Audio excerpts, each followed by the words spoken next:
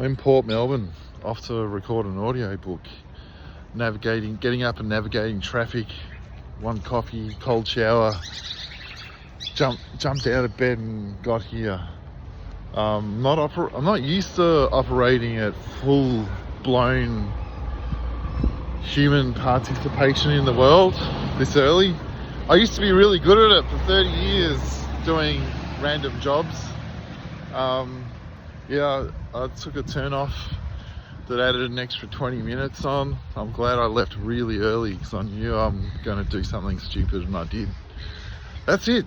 I'm always anticipating my stupidity, giving myself enough buffer for stupidity. That's one thing I've done well. I've learned so far in life.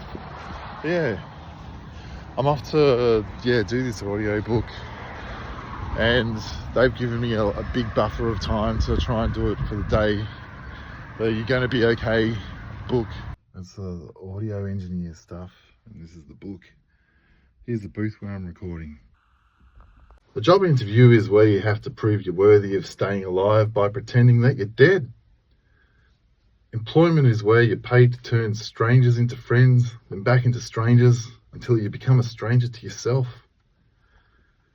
A day is a small life. You're born, you get up, you go to work for most of the day, then when you return home near the day's end, you're tired. But now this time is yours. You finally have the time to do what you've wanted, write, paint, or go for a run. But you're too exhausted, so instead you watch a film about someone else's life. I sort of knew that it would be my last ever corporate job when I had to introduce myself to a room full of the marketing department and said to the group that my favourite pastime was eating a peanut butter sandwich while taking a shower, and then demonstrated with mime, not under the water, but instead holding the sandwich just outside it and eating it, and added that I probably liked it so much because it subconsciously reminded me of a time when I was back in my mum's womb and the warm water hitting me while consuming nutrients was so warm, so delicious, so cozy. Said that even though my mum is now dead, this subconscious comfort was from a time when I didn't have to worry about introducing myself at a job to pay for shelter, food and warmth. I could see my boss's face, wondering if she'd employed the right person, but everyone was laughing so hard, I guessed it was kind of okay. I put kind of okay. I just recorded the audio book for You're Going to Be Okay. It took 2.5 hours. I don't understand how people can do entire novels. That must take days and days of... I got a fly. That must take days and days. Like, I could feel by the last few pages, I didn't know what a word or a sentence was anymore. I was just automatically reading words. I've never heard so many words come out of my mouth in a single day. And it's my brain wants my mouth just to shut up for the rest of the day. But I've got to do this podcast because I've made a promise to myself to record this once a week. It felt like a weird grown-up going into a Port Melbourne studio and recording my stupid childish thoughts with all this high-tech production stuff and someone supervising me and a manager supervising them, and Charlie from Andrews McNeil calling in from the US. That was really sweet, her being up at night while I'm here in the morning recording stuff. But sometimes I felt like I was slipping into performing it rather than just talking normal style. Talking normal style is the hardest. This is as close as I get to talking normal style on these podcasts. Just stumbling around, looking for words, trying to work out what I'm actually thinking or saying. But it's fun. I'm looking forward to sharing the audiobook because I'll listen to them, and sometimes I just listen to the first 3 minutes. If it's got nothing for me, I'll skip over it, and that's I'm done. But yeah, if there's an audiobook or an ebook, I'll nearly always listen to the audiobook. I don't like reading stuff on my phones. Sometimes I will if I can't get it as an actual book, but I like touching and reading and looking at printed paper. But yeah, audiobooks, I'm so excited and that the audiobook's going to be out when the actual paperback is as well. It's exciting. You're going to be okay, because that book, there's a lot of male readers who say, I don't read books, but I'm going to read this. You're going to make me read Darby. And that's really exciting, because I feel like Mum's book, Darby Love, a lot of women love that book.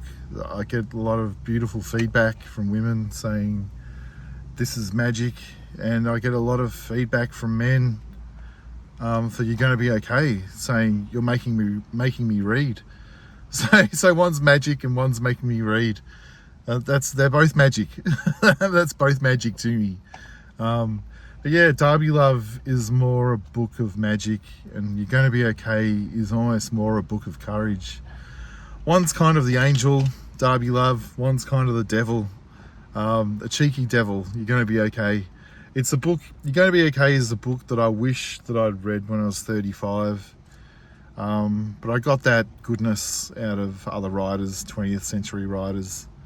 That made me feel good. And I've learned that, like, the publisher Andrews McMeel normally box sets or combines books for double sales for a cheaper price. But Darby Love and You're Going to Be Okay are almost so chalk and cheese in energy, but they still share the same kind of author.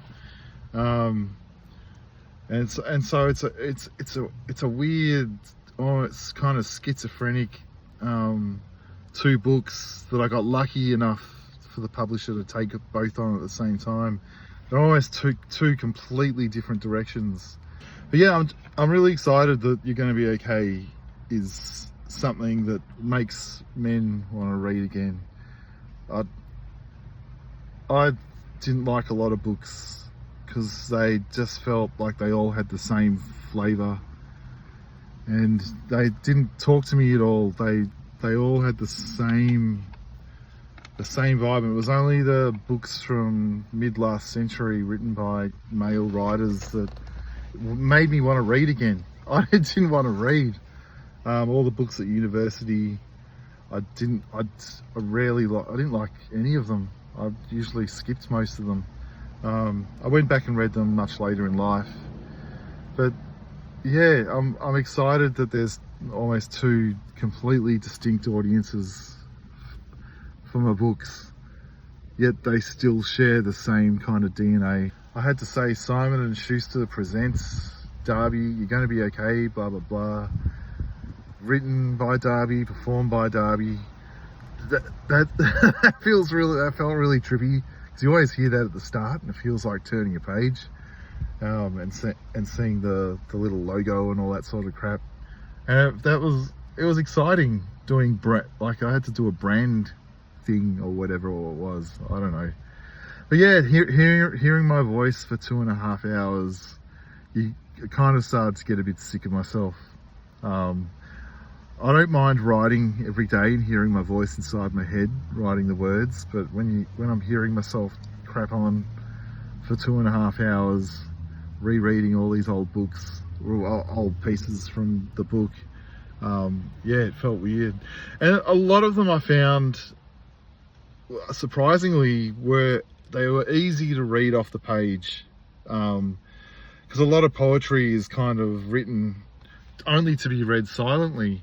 And so I think I learned a lot from doing them as spoken word for TikTok back only 3 or 4 years ago.